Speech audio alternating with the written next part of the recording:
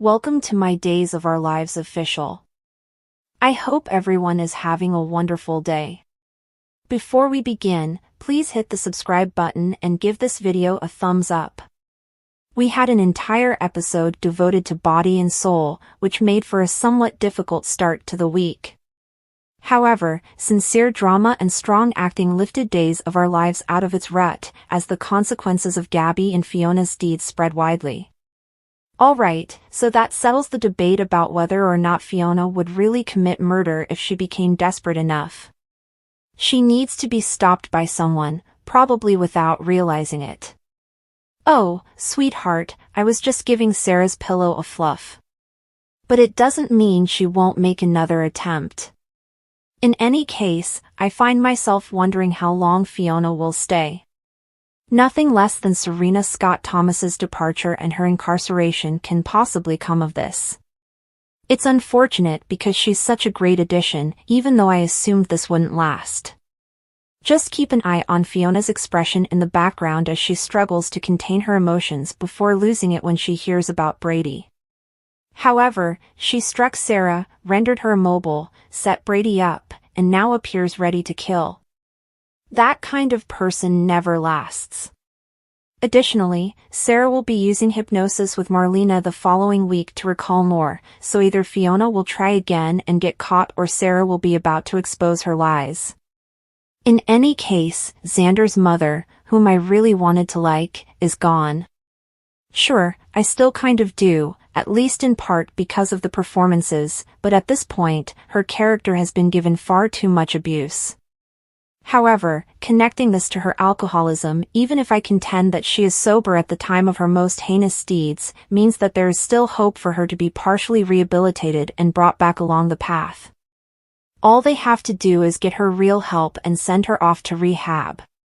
In the shadows. Does anyone else think Holly is better now that she lives with her family, or is it just me? Her remorse for Sarah might serve as a turning point in her life, preventing her from following in her mother's troubled footsteps.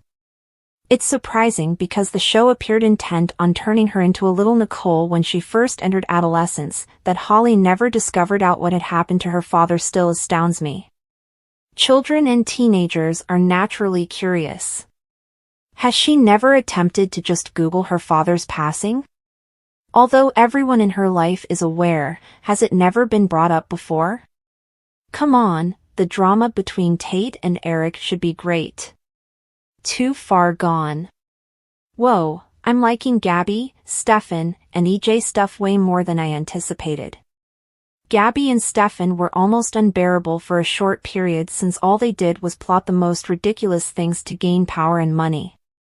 Though I'm still not sure why Gabby is acting so destructively against EJ in particular, I really enjoyed everything they released this week. Gabby's and Stefan's exchange of looks after he discovered she had slept with his brother was obviously hurtful and filled with uncertainty and sorrow.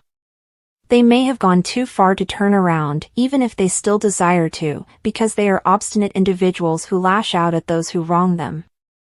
This week, Brandon Barish and Sherry Jimenez excelled. Having said that, it seemed a little out of place for Gabby to be upset with Stefan for fulfilling her wishes and for being so heartbroken that he no longer wants to fight for them. Gabby, please glance in the mirror. Oh, and I still love seeing EJ's expressions and responses to their fights. Let's check to see if Ejabi is as promising as they look now. Alright, so Mark and Abigail are siblings. What is the purpose of their actions? He's taking care of 2 children and most definitely doesn't deserve to go to jail, but she's feeling more and more guilty after talking to everyone. What is happening? Many have mentioned losing their parents in a car accident, therefore I've seen people wondering if they want to get retribution. It appears that Steve might have to solve the puzzle. Given the DNA remark and Stephanie's admission that Abigail lied about speaking with Kayla, he is undoubtedly skeptical. In related news, Kayla's dismissive shrug of the falsehood sounded a little too casual. If we include the fact that John's kidnapping, which appears to have slipped everyone's mind, is somehow connected to this, I fail to see how Stephen can't begin investigating. Random thoughts. In this Fiona narrative, Maggie's life is receiving all the callbacks. The night Orpheus set her up for a hit and run while intoxicated. The duration of her wheelchair use. I find it impressive how well it's incorporated into her life. It was a great detail that Fiona hesitated just a bit when she almost reached for the whiskey at the mansion rather than the water. They recalled John's father is back.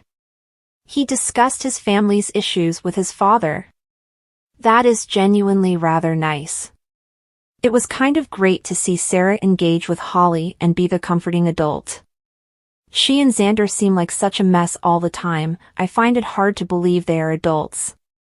Do you think about poor Holly's deceased father when you're lying in bed with her mother? Was EJ's playful question directed at Eric. Lately, the DiMera lads have been receiving some amazing lines. Yes, Chanel and Alex are having a serious relationship.